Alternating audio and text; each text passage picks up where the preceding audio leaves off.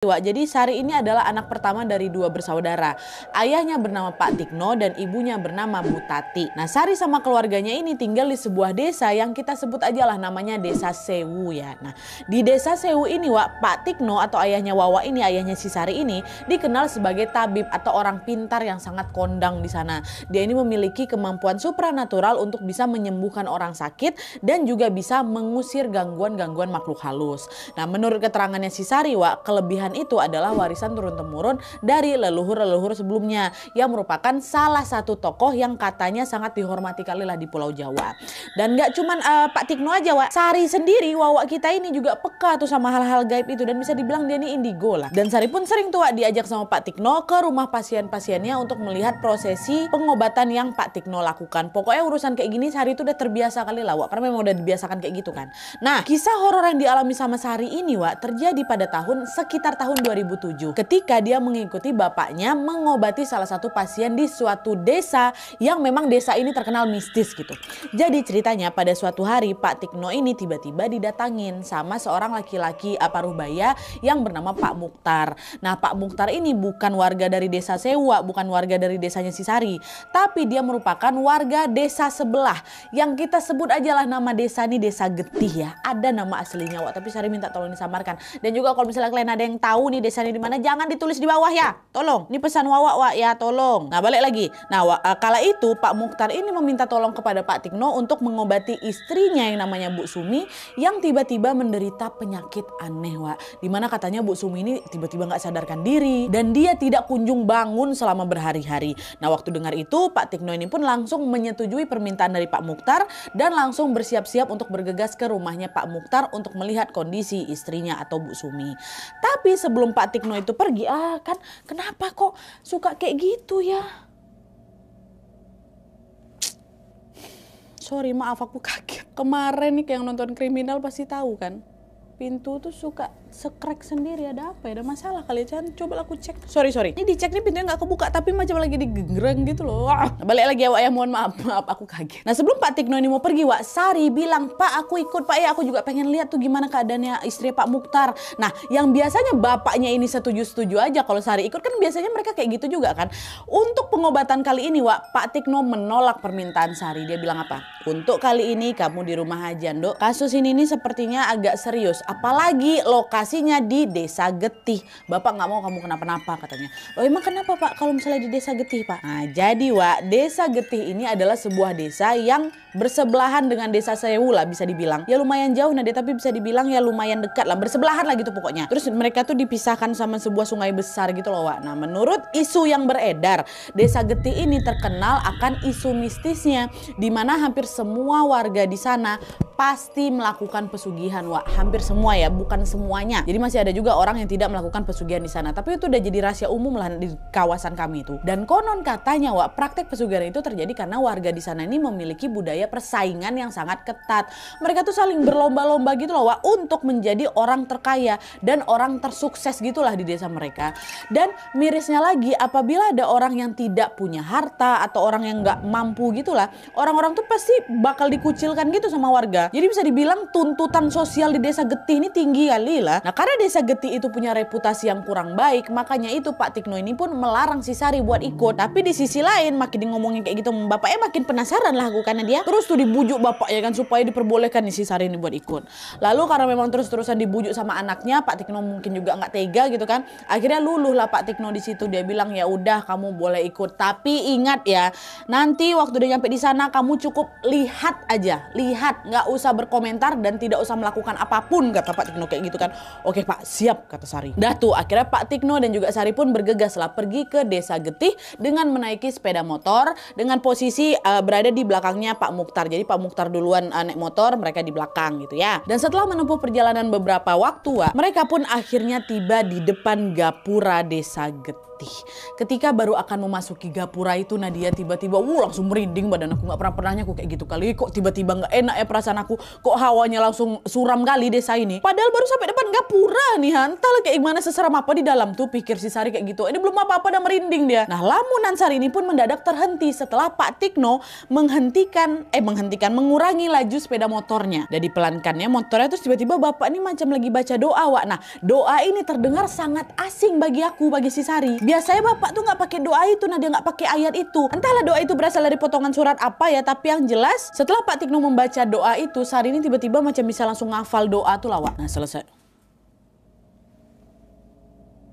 Jangan ganggu aku kerja, kau sibuk aja. Kesal aku lama-lama kalau diginikan nih. Padahal takut juga, awak. Oke, nah setelah baca doa itu, Pak Tikno ini langsung berbisik sama anaknya. Ingat ya nak, apapun yang akan kamu lihat nanti, jangan bersuara. Diam aja sambil terus baca doa yang tadi. Oh iya Pak, siap. Oke. Baik, kata si Sari kan. Makin penasaran aku nih, kenapa nih, ada apa nih desa kita? Karena memang sebelumnya Sari belum pernah ke desa itu lah, Wak. Nah, gak lama dari situ mereka pun kembali melanjutkan perjalanan lebih dalam lagi ke desa Getih kan. Nah, pas baru mulai memasuki area rumah warga nih, ya kan udah mulai tuh kelihatan beberapa rumah warga. Di situ aku berdecak kagum, Nadia. Dari jauh aja udah kelihatan rumah-rumah tuh besar kali, mewah untuk ukuran rumah di dalam desa, Wak ya. Hampir semua rumah di sana tuh tanahnya luas-luas, bangunannya tinggi-tinggi, semua bertingkat. Tapi sayangnya kekaguman itu juga tidak berlangsung lama, karena semakin masuk aku ke dalam desa Getih itu, Nadia, aku makin merasa bahwa memang betul nggak beres desa nih. Kenapa? Jadi waktu si Sari ini lebih mengamati lagi rumah-rumah mewah itu dengan jelas, Wak, Sari baru tahu, Sari baru sadar kalau di setiap rumah-rumah besar warga di sana selalu ada makhluk penunggunya yang terang-terangan menampakkan dirinya di hadapan Sari. Betengge semua depan-depan tuh, Nadia. Dan seramnya lagi, setiap rumah yang dilewati sama Sari itu sosok penjaganya juga beda-beda, Wak. Di rumah pertama aku tengok ada macam ular gitu, ular kepalanya besar kali, Nadia, lagi ngelingkar gitu di atas atap tuh kan. Lalu di rumah kedua Sari nengok ada banyak monyet putih bergelantungan di dekat salah satu pagar di sana, dan ada salah satu monyet di situ pakai mahkota. Jelas dia bukan monyet biasa ya kan, pakai mahkota dia. Terus di rumah ketiga ada lagi macam buaya gitu. Terus di rumah keempat ada macam banyak kali tokek katanya. Banyak kali tokek besar-besar bertebaran di depan pagar tuh. Dan puncaknya Sari juga melihat ada sesosok manusia berpakaian baju besi seperti panglima perang gitu, Wak. Tapi dari pusat sampai ke kaki tubuhnya itu kuda. Jadi sosok tuh setengah manusia setengah kuda. Bayangkan sama kalian, itu tengok sama gue. Berbagai penampakan itu membuat Sari takut lah tentunya. Wih, astagfirullahaladzim, gitu-gitu takut juga si Sari. Lalu karena dia nggak sanggup melihat semua sosok itu kan, akhirnya di sepanjang perjalanan sebelum nyampe ke rumah Bu Sumi itu aku pejamkan aja mataku, Nadia. Gak pernah aku tengok-tengok lagi kan, takut. Nah, sampailah beberapa saat motor yang dikendarai sama Pak Tikno ini pun tiba-tiba berhenti. Setelah motor itu berhenti, Sari pun kembali membuka matanya lagi, dan di situ dia baru tahu bahwa rumahnya Pak Mukhtar, udah nyampe di rumahnya Pak Mukhtar. Rumahnya Pak Mukhtar ini ternyata berbeda jauh kali, Nadia, dengan rumah-rumah yang aku tengok di depan tadi. Rumah Pak Mukhtar tuh sederhana kali, dindingnya aja terbuat dari kayu, lantainya malah tuh lantai dari tanah, cuma beralaskan tanah aja. Di situ Sari langsung mikir, kok rumah yang ini beda ya, perasaan dari tadi aku tengok rumah yang mewah-mewah kali lah. Sari lalu mengedarkanlah itu pandangannya ke sekeliling waktu pas udah sambil turun motor itu, mengedarkan pandangannya ke sekeliling, dan di sana dia melihat bahwa tetangga di kanan kirinya rumah Pak Mukhtar ini juga rumahnya sederhana-sederhana, Wak. Bukan rumah-rumah mewah macam ditengok di depan jalan itu. Oh, ternyata ada juga ya rumah sederhana di desa ini. Kupikir rumahnya mewah semua, pikir si Sari kayak gitu. Nah, di tengah lamunan itu tiba-tiba dia dikejutin sama bapaknya. Dok, sebelum kau masuk ke dalam, ingat ya, baca doa yang bapak baca tadi. Kamu masih ingat kan gimana doanya? Oh iya Pak, masih Pak. Yuk masuk, kata si bapak. Dah, mereka pun kembali dulu membaca doa dalam hati, dan setelah itu barulah mereka bertiga ini masuk ke dalam rumahnya Pak Mukhtar. Nah, pas baru melangkahkan kaki ke dalam rumah, Wak, Sari bisa melihat dengan jelas ada banyak sekali warga atau orang-orang yang sedang berkerumun mengelilingi sesuatu sambil menangis ya. Masuk lagi, aku udah masuk, ini lagi nangisin siapa nih? Nangisin Bu Sari, Bu Sumi lah ini pasti kan. Tapi waktu didekati sama Sari, Wak, Sari baru tahu, aduh merinding aku. Yang dikelilingi sama orang-orang itu apa? Batang pisang. Batang pisang. Batang pisang. Dan anehnya lagi Pak Mukhtar ini tiba-tiba ngampirin batang pisang itu, macam dielus-elusnya batang pisang. Dia bilang, sabar ya istriku, sebentar lagi kamu sembuh. Itu katanya, syok lah si Sari. Ngapa pula dia bilang batang pisang nih istrinya? Apa nih?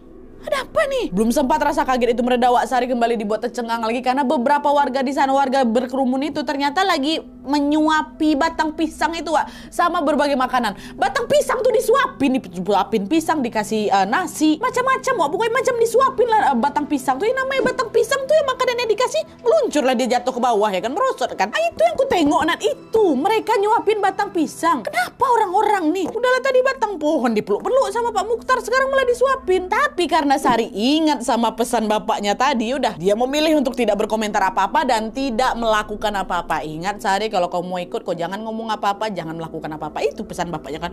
Dia melakukan. Tengok apa nih? Nah, di tengah kebingungan itu Sari dengar Pak Tikno kan udah mulai masuk nih, udah mulai berbaur kan. Pak Tikno bilang, "Bapak, Ibu semuanya, sekarang saya minta kalian semua untuk berwudu. Lalu setelah itu mari kita kembali lagi ke sini, kita ngaji sama-sama," kata Pak Tikno gitu kan. Mendengar perintah itu warga betul Wak nurut semua kan, langsung berdiri membubarkan diri, mereka berwudu. Terus gak lama setelah itu mereka balik lagi lah ke dalam dan mengaji bersama. Nah, ketika bacaan doa itu dilantunkan, Wak, pada saat itu tiba-tiba dari sudut lain rumah itu Sari lihat Sari kan memang IndiHome kan. Dia lihat ada dua sosok makhluk berjubah hitam gitu. Tubuhnya tinggi dan dia mau sampai langit-langit. Dan kalian tahu dia lagi ngapain? Lagi nyeret cewek, Wak. Lagi nyeret seorang wanita dengan sebuah rantai besi. Wanita tuh meraung minta tolong. Tapi nggak ada satupun orang situ yang dengar teriakan si Sari. Teriakan si cewek ini. Dan di momen itulah pastinya Sari langsung sadar bahwa apa yang dia lihat sekarang itu adalah penglihatan dari mata batinnya. Jadi wanita yang sedang diseret oleh makhluk itu adalah Bu Sumi yang asli, Wak. Sementara di batang pisang yang lagi didoain sama warga, yang lagi disuapin sama warga itu pohon pisang biasa yang di penglihatan warga ini dibuat seolah-olah itu Bu Sumi gitu loh. Ya sayangnya kan warga tuh nggak bisa lihat itu kan, Wak. Di mata mereka ya batang pisang inilah Bu Sumi. Itulah kenapa mereka memperlakukan si batang pisang ini macam manusia. Itulah dia macam dipeluk, dikasih makan, disuapin. Nah, menyadari ada ketidakberesan di sini tuh udah gatal kali. Nah, aku pengen bilang sama bapak aku. Tapi lagi-lagi aku teringat sama pesan bapak aku. Dah nggak jadi. Aku disuruh diam di sini kalau mau ikut. Udah patuh aja lah. Udah dia pun terpaksa menyaksikan semua kejanggalan itu dengan penuh keheranan. Wah, lagi ngaji batang pisang gitu kan. Lalu beberapa saat kemudian, Wak, Sari dengar Pak Tikno ini manggil. Ada ibu-ibu di situ kan, salah satu ibu-ibu yang lagi ngaji kan. "Bu, permisi Bu, maaf kesini sebentar," gitu. "Oh ya Pak, kenapa?" "Bu, saya mau minta tolong sama Ibu, boleh?" "Bu, oh boleh Pak, minta tolong apa?" kata si ibu ini kan. "Tolong Ibu pergi ke salah satu tetangga Ibu namanya Pak Bejo ya. Terus Ibu ambilin barang apapun itu Bu, tapi dari rumahnya Pak Bejo. Ambil, bawa ke sini," kata si Pak Tikno. "Barang apa tapi Pak? Emangnya buat apa?" "Udah Bu, saya nggak bisa jelasin sekarang. Yang jelas saya minta tolong ambilin aja. Apapun itu yang Ibu dapat dari rumahnya atau dari sekitar rumahnya, ambil aja. Itu penting Bu. Ini supaya Bu Sumi ini selamat," kata Pak Tikno kan. "Oh iya Pak, oke Pak. Saya akan pergi sekarang juga," kata si ibu ini. Dah, pergilah ini kan. Si ibu ini, siapa Pak Bejo itu, udah dia dengar dulu. Dah, sekitar 20 menit kemudian ibu ini balik, Wak, sambil bawa bungkusan plastik ya kan. Dikasihlah plastik itu ke Pak Tikno. Nah, setelah plastik itu diterima, Pak Bejo dibuka plastik itu, ternyata di dalamnya itu macam pecahan genteng, Wak. Pecahan-pecahan genteng. Nah, gak lama kemudian Pak Bejo ini ngambil air, dimasukkannya pecahan genteng itu ke sana. Dia berdoa sambil diiringi juga dengan suara warga yang terus mengaji. Dan tidak lama dari situ, Wak, Sari tiba-tiba nengok dua makhluk tuh masih ada ya. Dua makhluk berjubah hitam itu yang sedang menyeret Bu Sumi itu mendadak menghentikan aktivitasnya, Wak. Dan gak lama dari situ si dua sosok ini diambilnya batang pisang tadi yang lagi didoakan sama warga itu, baru ditukarnya sama Bu Sumi. Sumpah demi Allah aku merinding loh. Ya Allah, ditukar sama Bu Sumi. Nah, selesai melakukan itu, dua sosok tadi pun langsung menghilang dari pandangan hanya dalam satu kedipan mata. Cek, langsung hilang itu. Nah, dan epiknya lagi, Wak, setelah batang pohon pisang itu berhasil ditukar, Bu Sumi ini tiba-tiba membukakan mata dan membuat warga lega. "Alhamdulillah, Ibu sadar Bu. Ibu tuh udah pingsan berhari-hari Bu. Ibu nggak bangun," kata warga semua. "Oh, Pak Mukhtar juga histeris lagi tuh kan, tahu istri udah bangun lagi." Dalam mereka pun saling bertangis-tangisan dengan penuh haru. Sudah sadar, Wak, Bu Sumi ini sudah kembali lah gitu istilahnya kan. Nah, di sisi lain, Wak, meskipun melihat semua peristiwa itu secara detail, Sari ini masih belum paham nih dengan apa yang terjadi. Ada apa nih? Kenapa Bu Sumi itu jadi batang pisang? Siapa dua sosok yang tadi ku tengok yang ganggu si Bu Sumi ini? Pokoknya di sini Sari itu sama sekali nggak tahu apa-apa, Wak, ya. Karena itu pengalaman baru untuk dia, Wak. Tapi walaupun Sari ini sangat-sangat penasaran, Sari nggak berani nanya apapun ke bapaknya sebelum mereka keluar dari desa itu ya kan. Nah, karena di situ Bu Sumi ini udah siuman, Pak Tikno ini pun langsung lah balik pulang sama si Sari. Tapi entah kenapa Wak, waktu itu Pak Tikno ini nggak pulang lewat jalan pertama. Jalan yang mereka lewat waktu berangkat itu Wak, enggak. Pak Tikno malah melewati jalan lain dan memutar itu ke desa sebelah. Nggak lewat jalan yang pertama tadi tuh. Dan setelah menempuh perjalanan yang lebih panjang dari sebelumnya, akhirnya mereka pun sampai nih di rumah ya kan. Nah sebelum masuk rumah, Pak Tikno bilang kayak gini, Sari habis ini kamu langsung wudhu ya. Setelah itu ganti semua pakaian yang kamu pakai sekarang dengan baju bersih. Malam ini kamu nggak usah kemana-mana. Nanti kita ngobrol, kata kita. Nah dengar itu udah Sari ngangguk pelan aja dan segera langsung melakukan perintah bapaknya. Dia langsung berwudhu, langsung mandi, langsung ganti baju yang baru ya kan. Dan kembali melakukan aktivitas sampai waktu Isya tiba. Nah selesai sholat Isya Wak, Pak Tikno dan Sari pun bertemulah itu di ruang tamu dan membahas kejadian aneh yang mereka lihat di Desa Getih. Nah di situ Wak, Pak Tikno ini akhirnya bercerita panjang lebar lah itu tentang apa yang terjadi sama Bu Sumi. Akhirnya kejawab pertanyaan di sini nih. Nah jadi Wak, pas baru duduk di ruang tamu itu, Sari ini langsung nanya lah ke bapaknya kan, Pak kenapa Pak Bu Sumi tadi, kenapa? Nah bentar lu, apa yang kamu lihat? Kata bapak lagi kan, yang ku tengok warga di sana nangisin batang pisang Pak. Terus aku tengok juga Bu Sumi itu diikat sama dua sosok. Selama ini aku nggak pernah loh Pak lihat hal kayak gitu. Ini udah gatal kali sebenarnya aku pengen nanya sama bapak. Tapi kan bapak pesan jangan ngomong apa-apa di sana, jangan ngapa-ngapain. Makanya aku diam aja Pak. Kenapa? Kenapa Bu Sumi kenapa? Nah disitulah Pak Tikno akhirnya bercerita tentang apa yang terjadi kepada Bu Sumi. Jadi nih menurut penerawangannya Pak Tikno Wak, Bu Sumi ini sakit gara-gara dia ditargetkan sebagai tumbal pesugihan oleh tetangganya yang namanya Pak Bejo. Tapi untungnya nyawa Bu Sumi ini masih berhasil diselamatkan Wak, karena Pak Mukhtar suaminya itu langsung tanggap gitu. Ini pasti ada yang nggak beres nih sama istri aku, makanya dia langsung minta bantuan sama Pak Tikno. Gercep lagi tuh si Pak Mukhtar ini. Kok bisa bapak nyelamatin Bu Sumi Pak? Bukannya selama ini yang kita tahu kalau misalnya udah dijadiin tumbal tuh sulit kali diselamatin Pak ya, kata Sari lagi. Nah di situ Pak Tikno jawab, ini buat pembelajaran aja ya Nduk. Jadi nih sebenarnya untuk menyelamatkan diri dari target tumbal pesugihan itu banyak kali caranya, banyak. Nah salah satu yang bapak tahu, si calon korban ini harus meminum air yang dicampur dengan barang milik pelaku. Nah tadi kamu lihat kan bapak nyuruh ibu-ibu ke rumah Pak Bejo, tujuannya ya buat ini. Dan untungnya ibu itu berhasil ngambil ya, walaupun pecahan genteng lah, tapi itu kan dari rumahnya Pak Bejo, itu milik Pak Bejo. Itulah kenapa Bu Sumi itu bisa diselamatkan, kata Pak Tikno kayak gitu Wak. Oh kayak gitu ya Pak. Iya, warga sana nekat-nekat Dok. Itulah kasihannya warga-warga sederhana yang dijadikan tumbal sama mereka. Patutlah Nat seram kali memang desa tuh, kata si Sari kan. Nah belum selesai nih ya, belum selesai. Beberapa hari setelah obrolan tentang Bu Sumi itu Wak, tiba-tiba Pak Tikno sama Pak Sari pula, Pak Tikno sama Sari ini mendengar ada pengumuman orang meninggal yang disiarkan dari pengeras masjid. Dan ternyata yang meninggal itu adalah salah satu warga dari Desa Getih, yaitu Pak Bejo atau si pelaku tumbal pesugihan ini. Meninggal Pak Bejo. Saat itu katanya Pak Bejo ini dikabarkan meninggal gara-gara jatuh terpeleset dari tangga. Nah ketika dengar kabar itu Sari sempat skeptis. Masa sih orang dewasa jatuh dari tangga langsung bisa meninggal gitu kan. Tuh ditambah lagi Pak Bejo ini gak ada riwayat penyakit apapun Wak. Dan keraguan itu langsung dijawab sama bapaknya, sama Pak Tikno. Pak Bejo tuh bukan tewas karena jatuh dari tangga sebenarnya. Menurut penglihatan bapak, dia tuh tewas karena dihabisi oleh jin suruhan yang gagal menumbal si Bu Sumi. Nah itulah akibatnya kalau manusia bersekutu sama jin, taruhannya nyawa. Astagfirullahaladzim ya Pak. Langsung digitukan ya. Iya kamu macam baru tahu aja. Tapi Ando lihat ya nanti ya, yang dialami sama Pak Bejo ini baru awalnya aja loh. Baru awalnya, nanti akan ada banyak kejadian-kejadian aneh yang menimpa Pak Bejo. Kata Pak Tikno lagi gitu, apa Pak? Udah nanti kamu lihat aja, kata Pak Tikno gitu kan. Dan ternyata Wak betul adanya. Tepat keesokan harinya warga Desa Getih ini digegerkan dengan isu yang menimpa Pak Bejo. Katanya ketika akan dimandikan jenazah Pak Bejo tuh seram Wak, matanya melotot, nggak bisa ditutup matanya jadi terbuka gitu. Terus di lehernya itu Wak, aduh macam ada bekas ikatan rantai gitu loh, bekas ya gitu. Nah warga yang mandikan jadi bertanya kan, Pak Bejo kok macam orang habis dicekek ya? Bukannya dia meninggal gara-gara jatuh dari tangga? Dan keanehan itu Wak terus berlanjut sampai Pak Bejo ini dimakamkan. Dimana katanya pada saat prosesi pemakamannya itu berlangsung Wak, itu nggak berjalan lancar.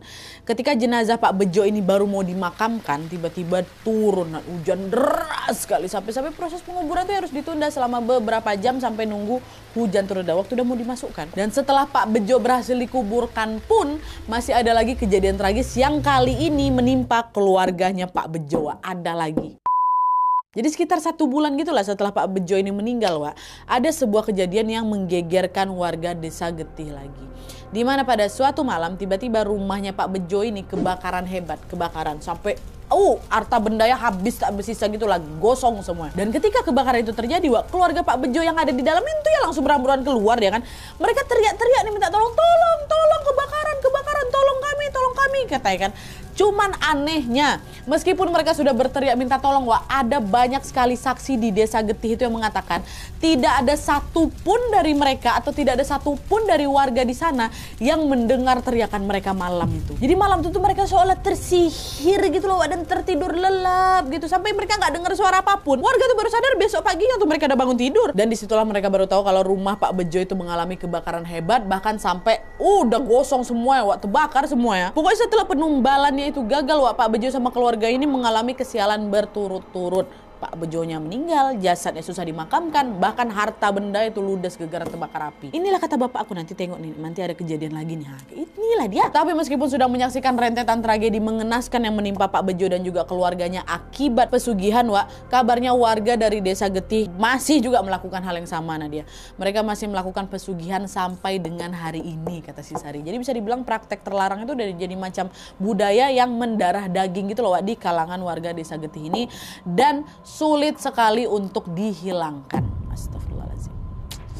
Miris ya, ada loh ternyata desa yang kayak udah pesugihan tuh jadi rahasia umum aja di sana. Untung nggak tinggal di situ kita. Oke, jadi itu tadi cerita Sari yang mengalami kejadian tidak biasa ketika dia berkunjung di desa yang hampir seluruh warganya katanya melakukan pesugihan. Kisah ini bikin aku nggak habis pikir pastinya, Kok ya ada gitu loh orang-orang yang selalu bersaing, mau terlihat kaya sampai harus melakukan pesugihan gitu loh. Kenapa lah mereka itu bisa senekat itu demi mendapatkan status sosial yang sebenarnya juga nggak penting-penting kali. Banyak juga mungkin orang nggak peduli ya kan. Daripada harus bersaing lewat pesugihan, mending aku cabut dari desa itu kalau misalnya aku tinggal di situ. Betul. Aku nggak mau jadi pelaku pesugihan, nggak mau juga jadi korban tumbal di situ karena toksik ini desa ya nih. Dan lagi-lagi kisah ini tentunya menjadi pengingat bagi kita semua untuk mencari rezeki di jalur yang halal, karena melakukan ritual pesugihan apalagi demi bersaing dengan tetangga lain tuh aduh, tidak sebanding dengan konsekuensi yang harus kita terima ke depannya, Kasihan nih, yang kasihan apa keluarganya, anak-anaknya, kasihan ya kan. Dia pun wallahualam. Kita doakan saja semoga warga Desa Getih yang masih melakukan praktek pesugihan ini segera diberikan hidayah dan cepat berhenti dari dunia hitam ini, ya. Dan untuk kita semua, semoga Allah Subhanahu wa taala senantiasa menjaga sifat ria yang membuat kita gelap mata dan juga menghalalkan segala cara demi mendapatkan uang. Amin ya rabbal alamin. Allah lindungi kami. Oke, jadi sekian dulu videonya. Terima kasih banyak yang sudah menonton. Kalau kalian suka video ini, klik like-nya. Jangan lupa komen di bawah untuk ide dan saran-saran untuk video selanjutnya. Jangan lupa nyalain notifikasinya supaya kalian tahu kalau aku upload video baru. And as always, jangan lupa untuk klik tombol subscribe supaya kalian sama-sama tahu informasi menarik dan menegangkan dari channel aku. See you next video, bye.